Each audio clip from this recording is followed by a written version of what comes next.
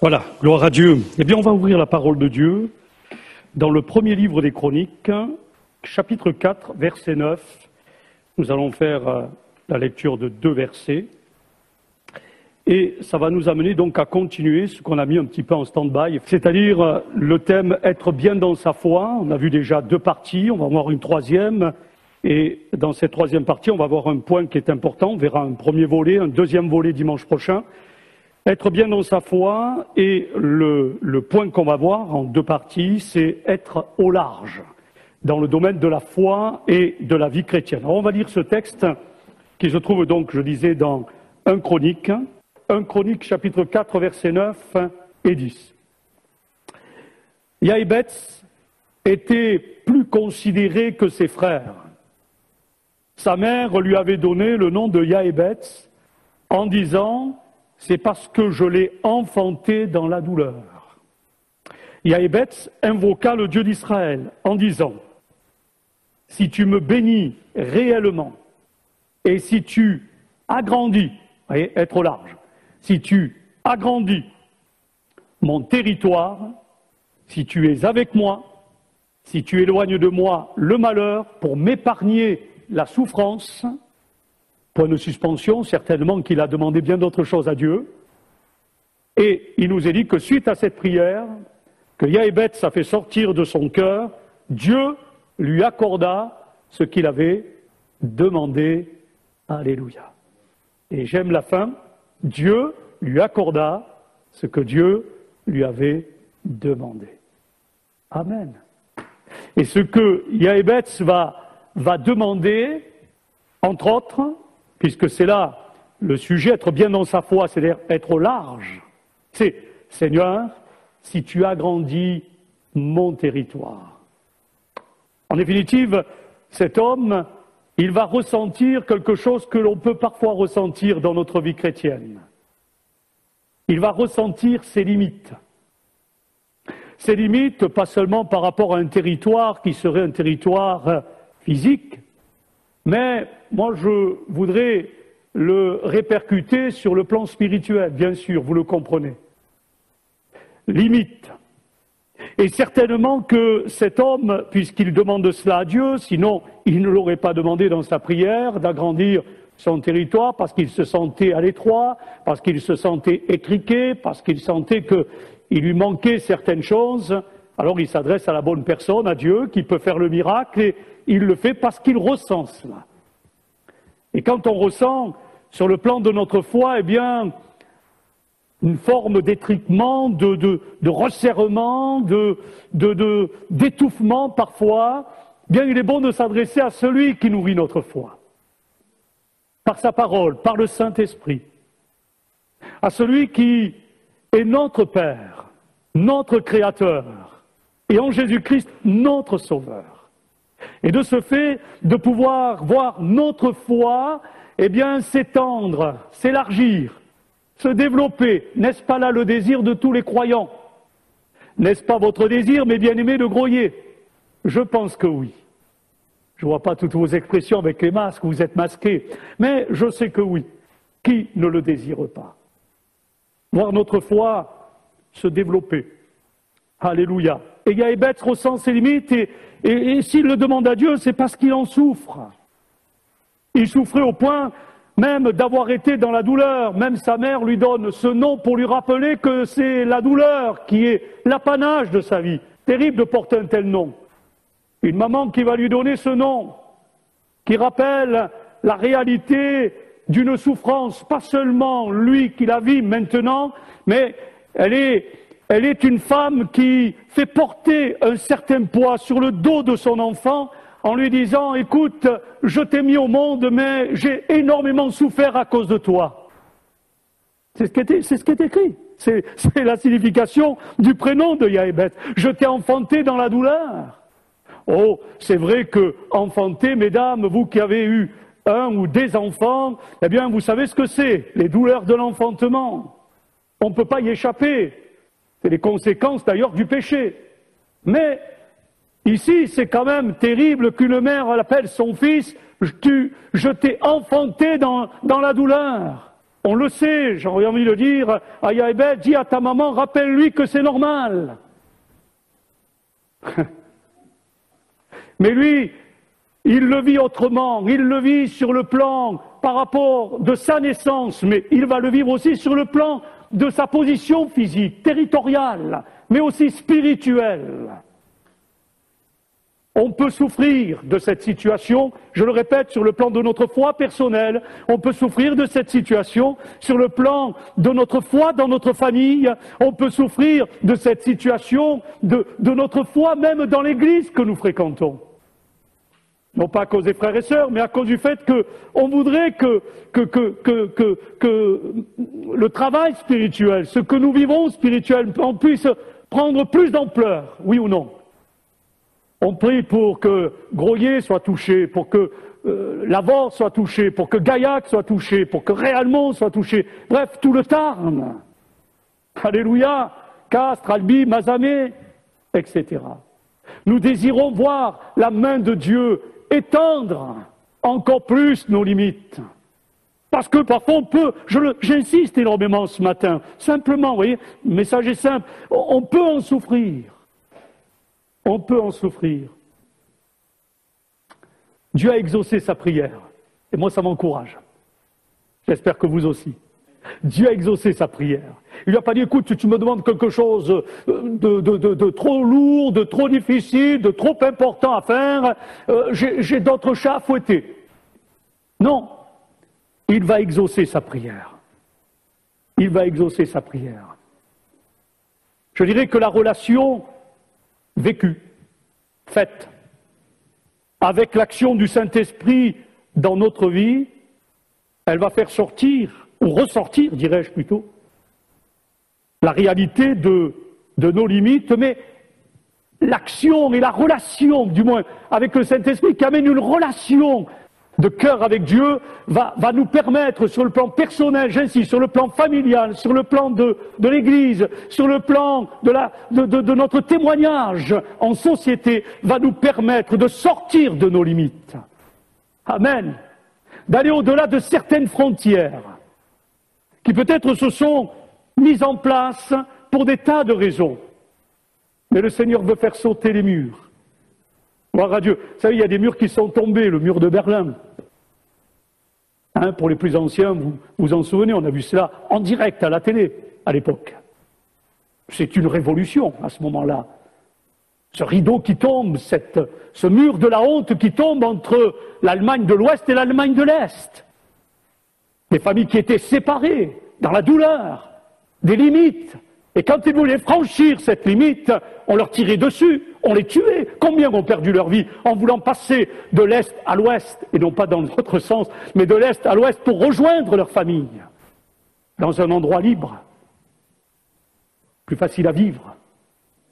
Et je comprends que Yaébetz veut qu'un mur tombe, pour passer plus loin, aller plus loin, selon la volonté de Dieu. Et dans la relation avec le Saint-Esprit, eh bien, on peut voir les murs tomber. Yaébetz aurait pu dire, comme David en son temps, David, homme formidable que j'aime beaucoup dans la parole de Dieu, avec ses faiblesses certainement, mais je retiens les côtés forts de cet homme.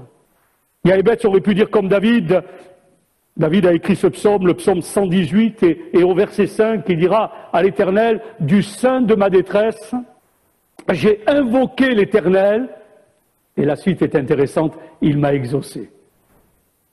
Il m'a mis, voyez, c'est le thème de ce matin, première partie, premier volet, on verra le deuxième dimanche prochain, eh bien, il m'a mis au large. Ah, ça s'est pas affiché. Il m'a mis au large, merci. Voyez. L'Éternel m'a exaucé, il m'a mis au large.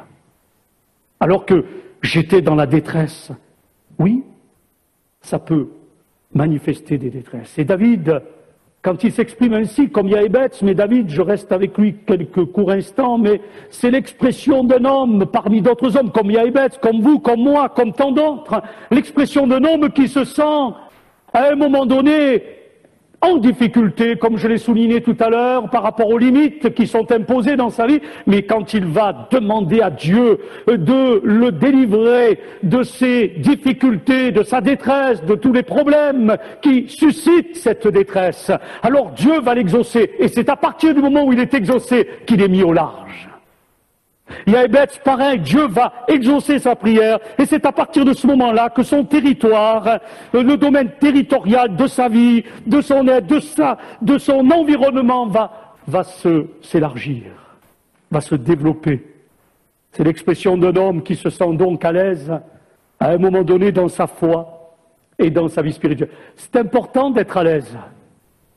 Moi, je suis à l'aise dans mon costume. Ah oui, vous imaginez, si je prends une taille en dessous, je serai comme ça. C'est pas évident. Vous, pareil, vous êtes à l'aise dans vos vêtements, oui ou non? Enfin, j'espère. Vous êtes à l'aise dans vos chaussures. Si vous chaussez du 42, que vous mettez du 38, vous allez avoir mal aux pieds. N'est-ce pas? Mais sur le plan de la foi, c'est pareil.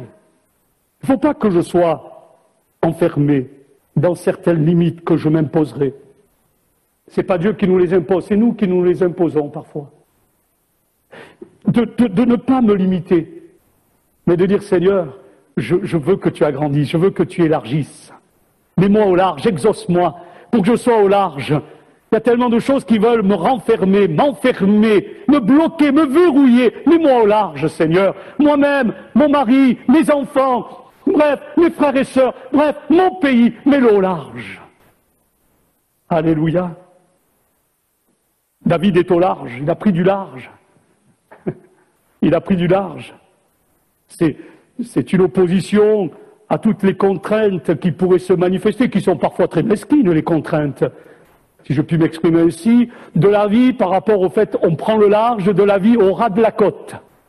Vous avez, comme moi je suis natif d'un petit port de pêche, j'ai grandi au bord de la Méditerranée, et c'est vrai que ça me fait penser à la mer, quand on est au bord de mer, et au recul qu'il y a quand la vague arrive et qu'elle se retire.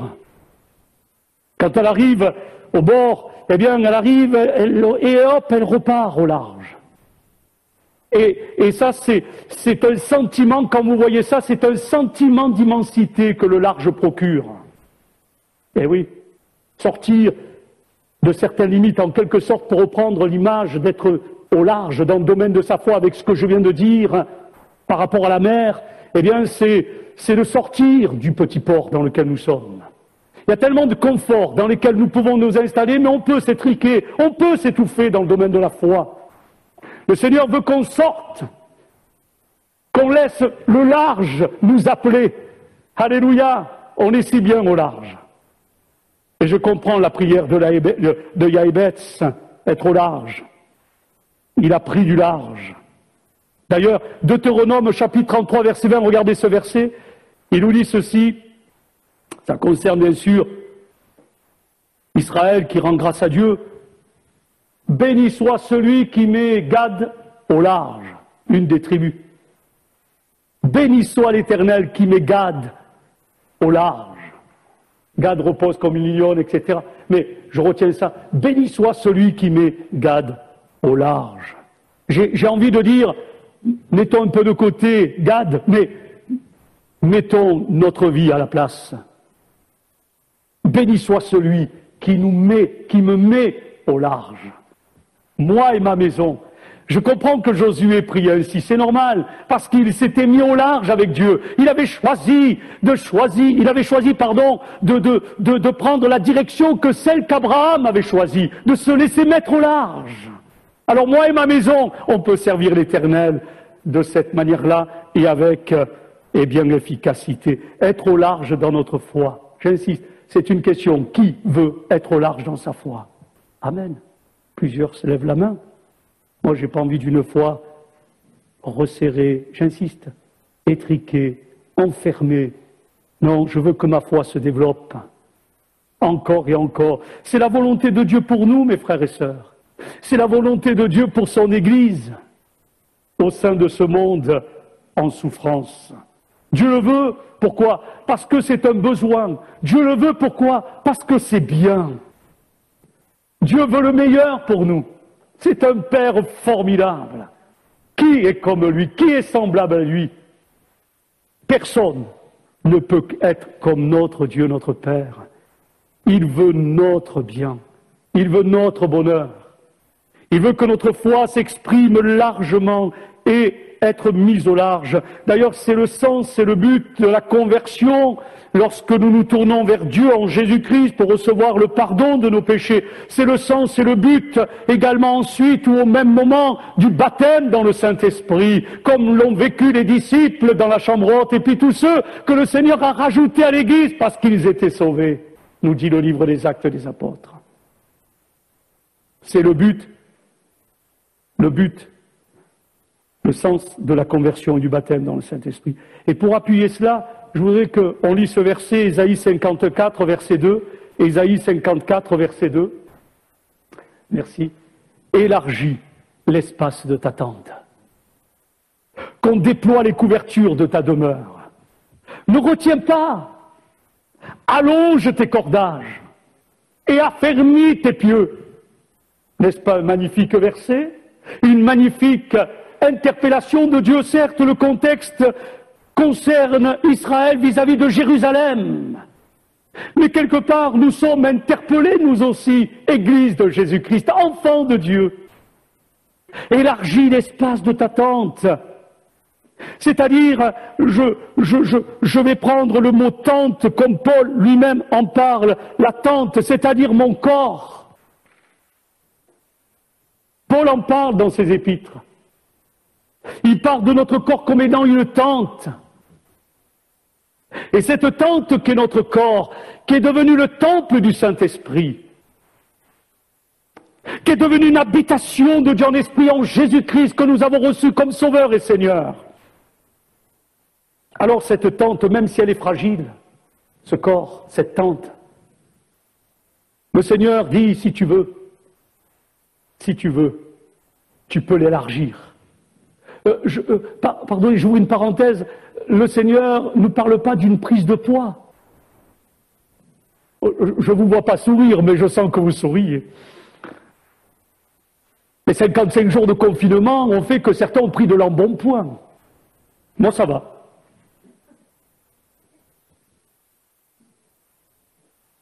Je ne vous donnerai pas mon secret. Mais pour revenir plus sérieusement à la réalité de l'attente, qu'elle soit élargie spirituellement. En définitive, plus de Dieu. J'insiste sur ce point parce que, au départ, le contexte évoque Jérusalem. Je vous l'accorde, verset 1er, il suffit de lire le verset 1er, il va l'afficher. Ça évoque Jérusalem. Ça évoque Jérusalem. Réjouis-toi, stérile, toi qui n'enfantes plus, fais éclater ton allégresse et ta joie, toi qui n'as plus de douleur, car les fils de la délaissée seront plus nombreux que les fils de celle qui est mariée, dit l'Éternel. Alors, je ne vais pas développer le verset premier, parce que pour le développer, il faudrait que je le fasse en accord avec l'épître de Paul aux Galates, parce qu'il en parle. Mais, ce que je veux dire par là, c'est que le Seigneur est en train de faire une promesse à Jérusalem. Oui, jusqu'à présent, tu as connu des moments de tribulation, de complications, de difficultés, mais si tu le veux, tout peut s'élargir. Tu peux retrouver, allez, je le dis avec mes mots à moi, tu peux retrouver une profonde oxygénation spirituelle. Un profond rafraîchissement, qui n'en a pas besoin? En plus, c'est étonnant que, quelque part, Jérusalem soit étriquée, resserrée, manquant d'une oxygénation excellente, puisqu'en plus, cette ville est située à 1000 mètres d'altitude. Il y a de quoi être rafraîchi, oxygéné. Mais on n'est pas là sur le plan physique, sur le plan territorial, physiquement. Non, on est là sur le plan spirituel. Dieu dit, je te délaisse pas. Dieu aime Jérusalem. Dieu aime l'Église. Dieu vous aime profondément, vous et les vôtres. Et Dieu a des projets de paix et non de malheur pour votre vie. Il veut élargir votre vie. Quoi de plus merveilleux que de compter sur lui? Vous savez, je ne sais pas, peut-être beaucoup d'entre vous, comme mon épouse et moi-même, vous avez, quand vous étiez jeune, commencé difficilement votre vie. Ça arrive. Nous, les plus anciens, c'était compliqué, ça l'est encore aujourd'hui. Mais je me souviens avec mon épouse, on était dans un tout petit appartement. Alors quand on était deux, ça allait. Et quand est arrivé notre premier enfant, ça a commencé à être compliqué.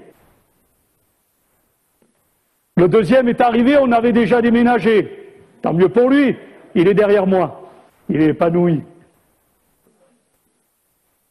Mais je vais prendre cet exemple. Si on vit dans un 20 mètres carrés, c'est pas grand-chose 20 mètres carrés, à 10. Ah oui, vous voyez, je l'ai fait exprès, un 20 mètres carrés à 10. Mais les 10, ils vont être limités sur tous les plans. Ils vont vouloir se déplacer, boum, boum, boum. Là, la distanciation physique, elle n'existe plus. Mais ça arrive. Ça arrive, encore aujourd'hui. Alors, qu'est-ce qu'il est possible de faire?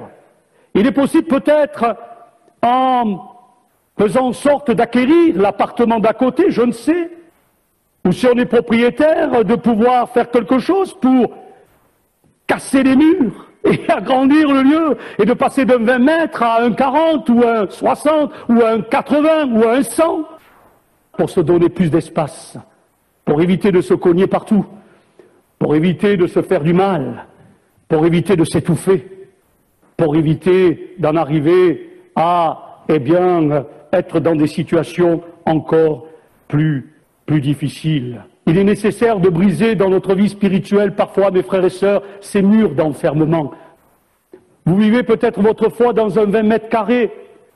Le Seigneur est venu pour briser cela. Il vous dit, élargissez l'espace de votre tente. Déployez les couvertures de votre demeure spirituelle. Ne retenez pas, allongez vos cordages. Je suis avec vous, je vais vous exaucer. Est-ce que vous le voulez, oui ou non? Si vous dites non, vous allez rester dans votre 20 mètres carrés au niveau de votre foi. Mais si vous dites au Seigneur, comme Yaébet, comme David, secours-moi, élargis mon territoire, donne-moi plus d'espace. Seigneur, je veux vivre ma foi autrement, beaucoup plus de Dieu, beaucoup plus de ce qui vient d'en haut. Alors Dieu va exaucer, comme il a exaucé Yaébet, il va vous exaucer. Comme il a exaucé David, il va vous exaucer. Brisons ces murs. Je vais employer un mot qui est à la mode. Brisons ces murs qui nous confinent. Quand on est confiné pendant 55 jours, c'est long. Quand arrive le moment du déconfinement, c'est merveilleux. Mais il ne faudrait pas que tout au long de ma vie chrétienne, de ma vie spirituelle, c'est possible que ça change aujourd'hui. Ça ne dépend pas de Dieu, ça dépend de vous. Que je déconfine spirituellement. Que je déconfine au niveau de ma foi, que les murs tombent, certains murs que j'ai dressés par peur, par crainte, par toutes sortes d'autres sentiments, que je puisse les voir tomber parce que Dieu va m'exaucer. Vivre plus.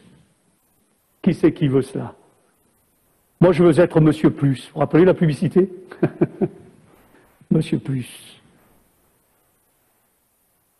Il faut que nos pensées peuvent être limitées, qui nous amènent à ne pas pouvoir mettre en valeur les talents que Dieu dépose dans chacune ou qu'il a déposés dans chacune de nos vies, qui peuvent être utiles pour votre entourage et pour l'Église, pour la génération qui est la nôtre, puisse se mettre à exhaler leur parfum, leur action. Vous savez, tout à l'heure, je disais, plus de Dieu, confinement, attention, d'être étriqué. 2 Corinthiens chapitre 6, versets 11 à 13, lisons ces versets. C'est Paul qui dit ceci à l'église des Corinthiens.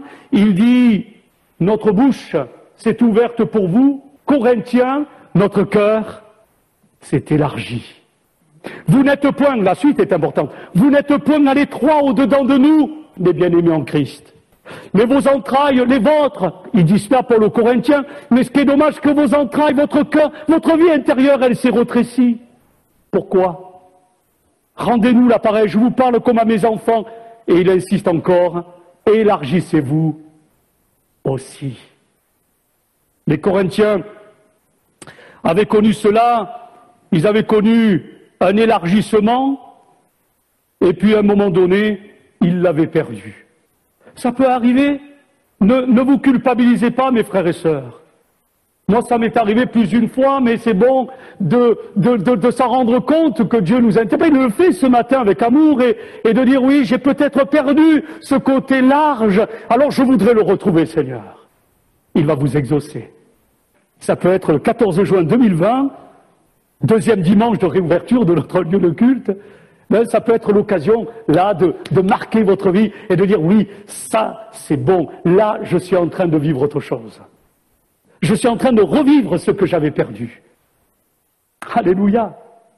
Il s'était retréci. Vous savez, élargi signifie, c'est un mot qui est large dans sa signification. Élargi signifie mettre au large. On est d'accord. Étendre. Sauver. Augmenter. Dilater. Agrandir. Et puis même, ça va dans cette idée, c'est-à-dire recevoir des pâturages plus larges et plus spacieux. Ça tombe très bien, on est les brebis du Seigneur. Des pâturages plus larges et plus spacieux. Vous savez, un berger, quand il a remarqué que le pâturage dans lequel il a amené ses brebis bien, est devenu pauvre, il va les amener ailleurs, sinon elles vont mourir de faim. D'accord? Il en prend soin. Le Seigneur est notre berger. Et peut-être qu'il se rend compte que lui s'en est rendu compte, peut-être pas encore nous, mais que nous sommes dans un pâturage qui s'est appauvri. À nous d'aller dans la direction qu'il nous montre. Et dire, voilà, je te propose un pâturage abondant. Amen. Une nourriture abondante. En fait, Dieu veut élargir notre vie peut-être étroite, à la vision rétrécie, aux choses d'ici-bas, c'est possible. Il veut aussi élargir les limites de notre nature en nous en donnant une nouvelle, c'est possible aussi. Peut-être l'étroitesse de nos jugements mal intentionnés, peut-être faux et inappropriés, ça peut arriver, de notre nature humaine, qui en souffre en plus. Il faut être conduit au large. Par rapport à tout cela, pour être bien, c'est le thème qu'on continue à développer, pour être bien dans sa foi. Je suis bien dans ma foi. Nous serons bien dans notre vie, mieux que dans la pratique de tout ce qui peut être, effectivement, pas peut-être, mais qui est souligné comme étant négatif pour notre vie spirituelle par la parole de Dieu. Et alors, nous serons capables d'être et de demeurer dans la joie. Par rapport à des bénédictions reçues, dans ce sens où je suis large dans ma foi, mais par rapport aux bénédictions que je vais pouvoir aussi communiquer aux autres. On n'est pas moins béni qu'un autre, ou on n'est pas plus béni qu'un autre. Ne tombez pas dans le piège de ce frère de Marseille, je l'avais déjà raconté, il venait souvent me voir, il me dit, toi tu es le chouchou de Dieu. C'était complètement faux. Hein? Joël Bautista, que Dieu les bénisse, lui et sa famille. Il m'a dit, tu es le chouchou de Dieu. J'ai dit, arrête Joël, c'est faux. Dieu t'aime comme il m'aime, de la même façon on est ses enfants. Je ne suis pas plus béni que toi. Et si je suis béni, c'est à cause de toi. Et si tu es béni, c'est à cause de moi. Il y a un échange. C'est une interaction. Parce qu'on a décidé ensemble d'être dans une foi qui est large. Oh, si vous me permettez de rajouter quelque chose. Tu peux m'afficher Matthieu 7, tu as dû le préparer. Matthieu 7, versets 13 et 14, on va lire. Entrez par la porte étroite. Car large est la porte, spacieux est le chemin qui mène à la perdition. Il y en a beaucoup qui entrent par là. Mais étroite est la porte, resserrez le chemin qui mène à la vie. Il y en a peu qui les trouvent. Et vous avez remarqué, par rapport à tout ce que j'ai dit, je pourrais ici presque me contredire. Car il y a un paradoxe. Vous l'avez remarqué? Il y a un paradoxe. Le paradoxe entre, et c'est ça qui est très étonnant, mais le Seigneur le fait exprès. Il veut nous interpeller.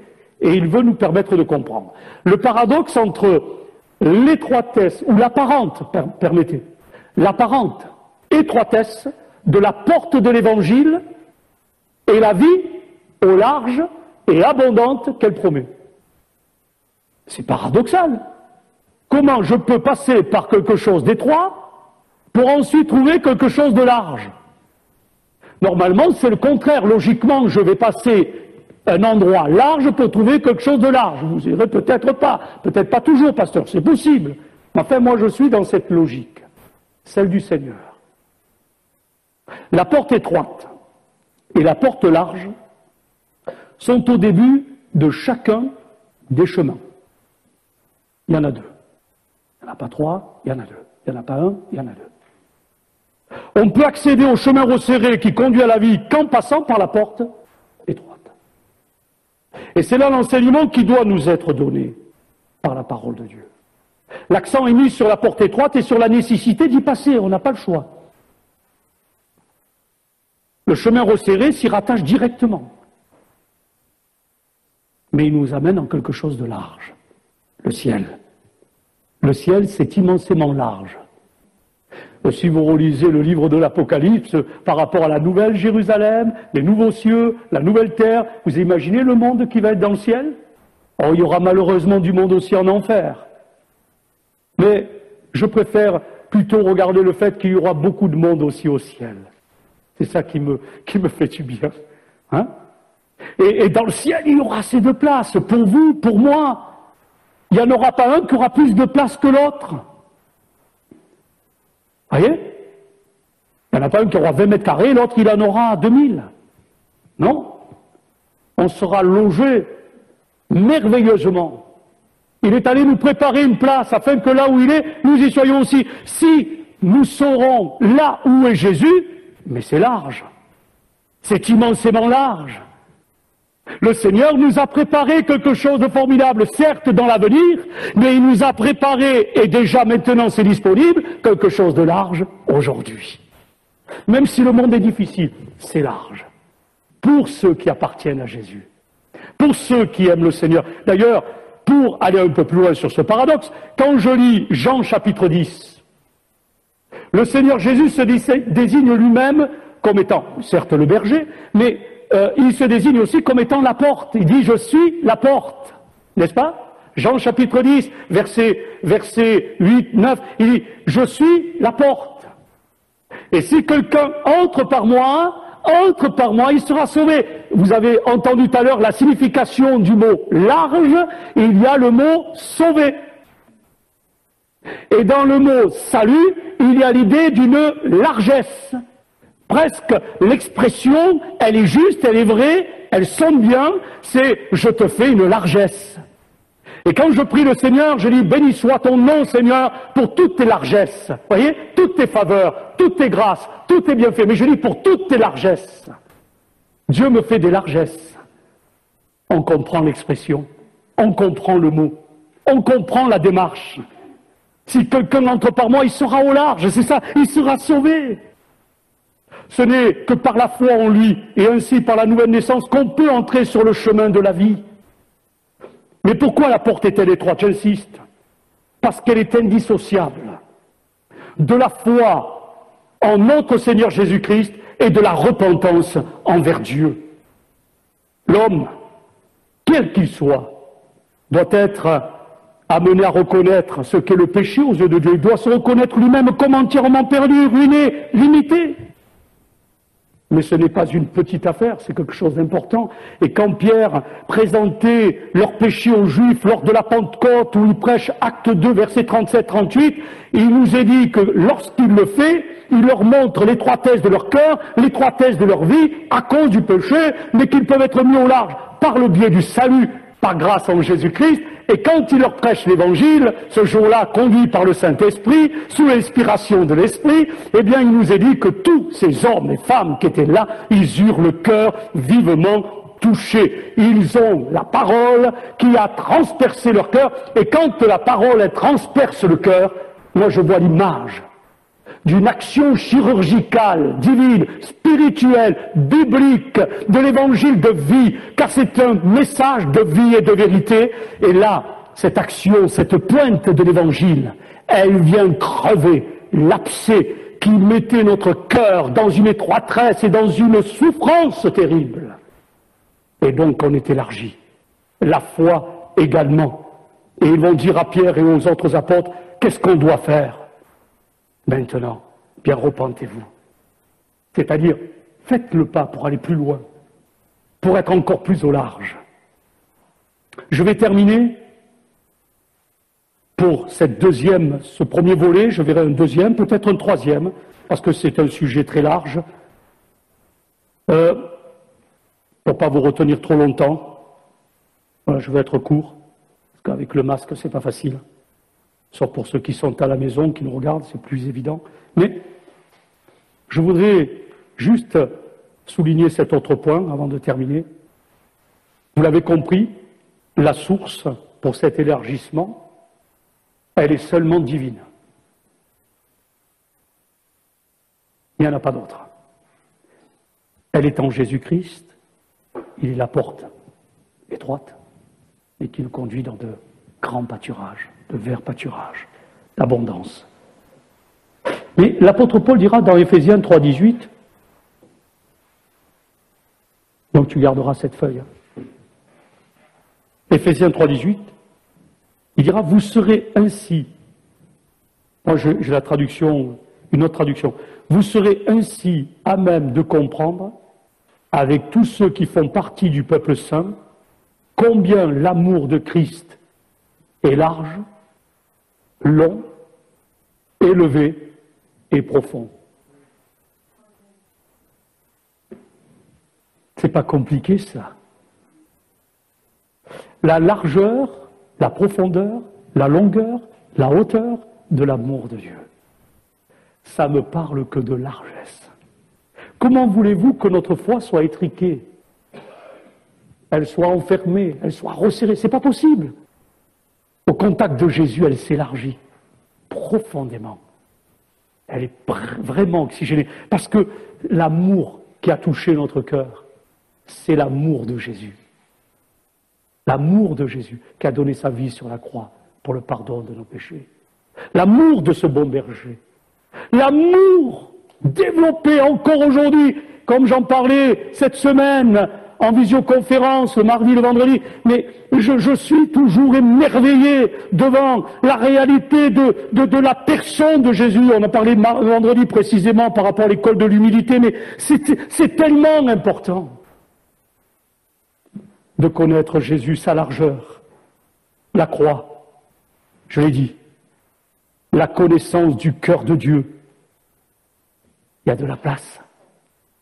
Il y a de la place dans le cœur de Dieu. Venez, revenez, installez-vous. Il y a de la place, on est bien dans le cœur de Dieu. Amen. On est bien. Hein? Souvent on va dire à des personnes que nous aimons, tu es dans mon cœur. Tu es dans mon cœur. Surtout quand c'est un jeune garçon qui est fiancé, le mariage approche, il dit, tu es dans mon cœur, je t'aime, oh là là, ça déborde, tu es dans mon cœur, oh, je pense à toi, le jour, la nuit, le soir, le midi, le matin, partout, tu es dans mon cœur. Et une fois qu'ils sont mariés, ils sont toujours l'un et l'autre dans le cœur l'un de l'autre, et il ne faudrait pas qu'avec le temps, ça sorte du cœur. Et oui. Et avec le Seigneur, c'est pareil. Vous savez, vous vous souvenez, pour les plus anciens dans la foi, vous vous souvenez du jour où vous vous êtes tourné vers le Seigneur, oui ou non? À part qu'il y ait une petite amnésie. Non, on s'en souvient. Hein. Ça m'étonnait que quelqu'un l'ait oublié.